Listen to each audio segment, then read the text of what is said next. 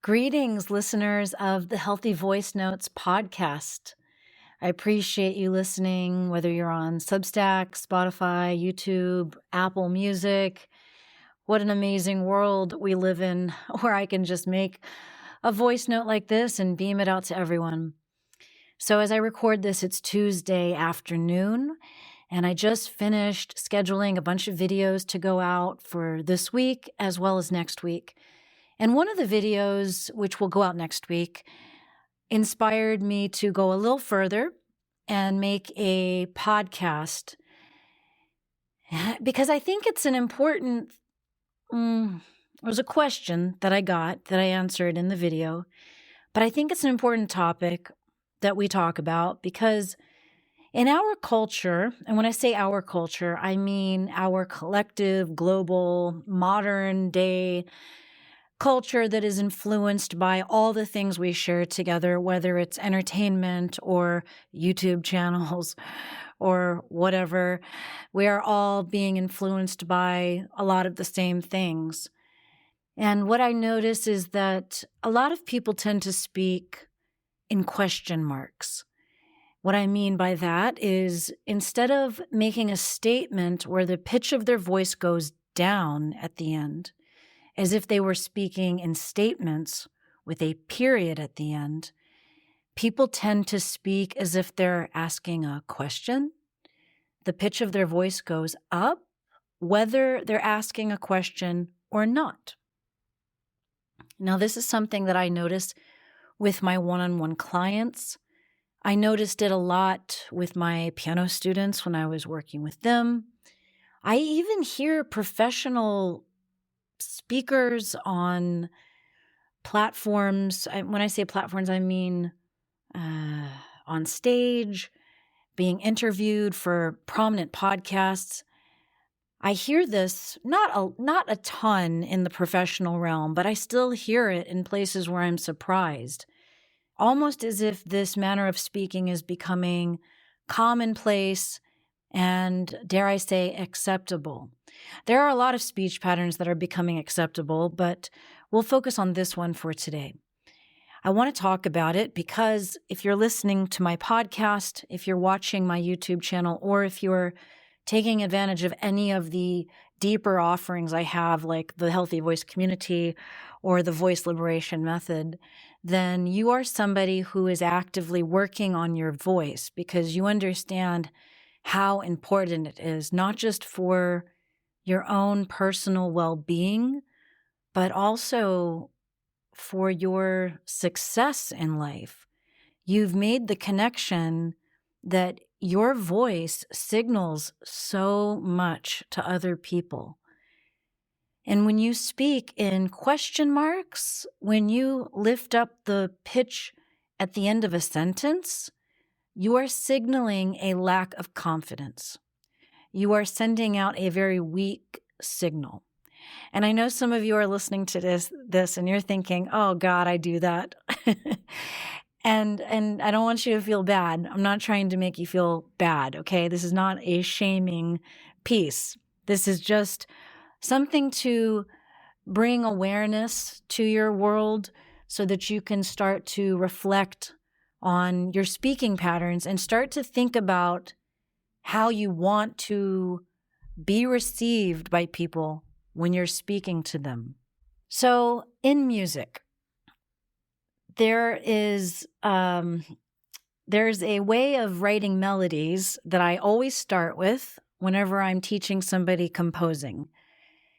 In music, we have melodies that sound like questions, and we have melodies that sound like answers.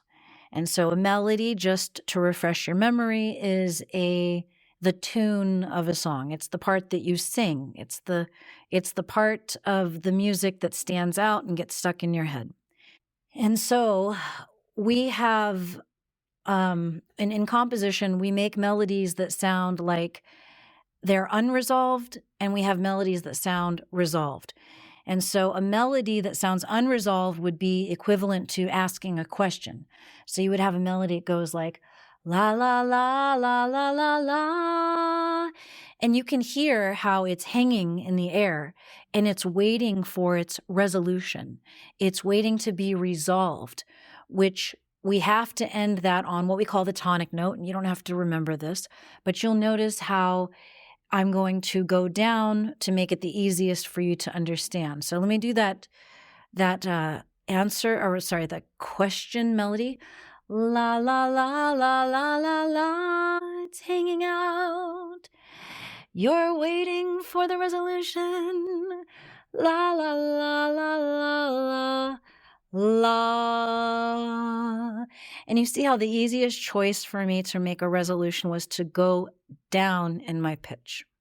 That is what you need to start working on when you're working on your speaking voice. Go ahead and just make a statement about something you believe in. It doesn't matter what it is. If you believe in it, pause this and say it right now. And I want you to notice if your pitch goes up or down at the end. I'm going to assume you paused and you did it. And I'm curious to know. You can leave a comment, and I'd love to know how many of you heard a question mark at the end. Did your pitch go up at the end? And if it did, and even if it didn't, even if you were able to make it sound like a statement, I want you to pause again and say that same belief and practice saying it with different tones at the end. And see if you can notice how you feel.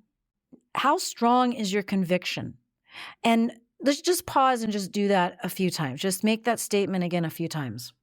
Now, what I'm going to ask you to do next is pay attention to the feeling behind your conviction. Is it aggressive or is it calm? Because in the Healthy Voice community this month, our theme is control, vocal control. And so if you were speaking with an aggression behind your conviction, that's not the kind of strength we want. A lot of times we think of control as being very firm, stiff. I think of tight muscles gripping onto something with all its might. But the truth is, for the voice and for our personal energy, the only way to really be in control of our energy and our voice is to be relaxed. This ties into our common theme of trauma like this. A lot of people who come to my channel and who come to my work have been on the receiving end of verbal abuse, manipulation tactics, coercion. They have been overpowered by the energy of another person. And a lot of times, those people have a very aggressive energy. And so you might be thinking, well, that's just not true because I was overpowered by somebody who was a very aggressive person. And I understand that you were overpowered by them because I've been in that position myself. And what I think is happening there is that you were an easy target. I was an easy target. There are people who have a very compassionate nature, who are very gentle, and who have a lot of trust in other people, who find it very difficult to believe that there are people out there who enjoy a cat and mouse game, who enjoy toying with you. And if aggression is the easiest way to play with you, they will go for it. If it's the only way to overpower you, they will use it. But I'm sure you're also the kind of person who doesn't necessarily want to become the aggressor in return. I know in my own life, I've tried that. I've experimented with playing their game, with being aggressive back. And I've been able to do it many times, but I don't ever feel good afterwards. I never felt good about it. And then I would see movies where there would be this very calm person, usually at the head of a major corporation or a president of a country, somebody in charge of a lot of people. And I noticed they were always so calm. They never got angry. They never raised their voice. And I started to realize that the reason they got to that position is because they were so in control of their energy. And that's when I started to question whether these people who dominated me were really strong or if they were just going after an easy target, myself, somebody who is easily overpowered by a domineering personality, by aggression, by insults. And so I started playing around with calm firmness. And this took a lot of practice. So if you want to stop being the kind of person who speaks in questions and generally gives out a signal of weakness, basically says, I'm an easy target for your aggression, here's what you can do. You can try a meditative exercise, either in silence or with your voice. Whichever sounds more interesting to you, choose the option. I'm going to give you 2 different options. They're essentially the same thing. It's just that one is silent and one uses your voice. In the silent meditation, you're going to visualize yourself staying calm in the face of an aggressor. You might even want to imagine an aggressive person who has been in your life. And this will summon up the feelings that you get when you're around a person like that, because the way you feel has a direct impact on your energy, on your frequency. And whatever is happening to your energy is affecting your voice. If you feel scared, your voice becomes tight. And I guarantee you that aggressor can hear it in your voice. You may try really hard to hide it, but they can feel it. So I want you to practice in your meditation feeling those feelings that come up for you, the fear, the anxiety, the frustration, the determination to control your will. And I want you to feel your muscles relax as you imagine this feeling. If you can't get your muscles to relax, picture them relaxing and see if you can get them to melt down while you picture it. You can do this for several minutes, as long as you can. And then imagine yourself speaking in a very calm tone. And this is where it helps to use your voice. So as you're imagining this scenario, this aggressive person who you're very familiar with, who you have fear patterns with, is in front of you, being a jerk like they always are, and you feel those muscles start to tense up, imagine them dropping down. Manually move your shoulders so that you can feel the muscles dropping down. Take a deep breath in and sigh it out. Feel how your chest relaxes. Imagine everything in your torso staying calm while this person speaks to you. And then begin to make long ah sounds. Ah. Ah. Feel it reverberate through your chest. Feel the vibrations in your chest. And then as you're making these sounds, imagine yourself speaking to this person in a calm, slow, controlled, relaxed manner, with ease, with the confidence of a CEO who has 1,000 people working under him. So relaxed, not a care in the world. Picture this as you continue to make sound. And then the next time you know you're going to be in front of a person like that, do this practice before you see them. And practice maintaining this energy. And practice making statements where you speak and the pitch of your voice goes down at the end. We are not speaking in question marks any longer. Start to practice this, and eventually it will become your natural way of speaking. And when it becomes your natural way of speaking, notice what happens in your life. Notice how things begin to change, and don't brush it off as just a coincidence. Notice the synchronicities that begin to happen. Notice the respect that you start to get from people. Pay attention to it. Take it down as evidence. Write it down when that happens, because you need proof. You need evidence. You've been living your life in this pattern of belief that you are not worthy of respect, and that's why you speak in question marks. You speak in question marks because you're questioning yourself. So look for the evidence when you start practicing this. Look for the evidence where people begin to respect you. Pay attention to it and start to believe it. Those other people in your life who have been in your life for a long time, they're probably not going to respect you. So do not believe for a second that you can change other people. Those people are the way they are, but you can use them for practice. You can trust that they're not going to respect you. They're going to keep pushing you. They're going to keep trying to overpower you. And you just use those interactions for practice. But when you're out there in the world talking to other people, notice how they treat you with respect. When you go to the grocery store, look the clerk in the eye when you go through the aisle and say, "How are you today?"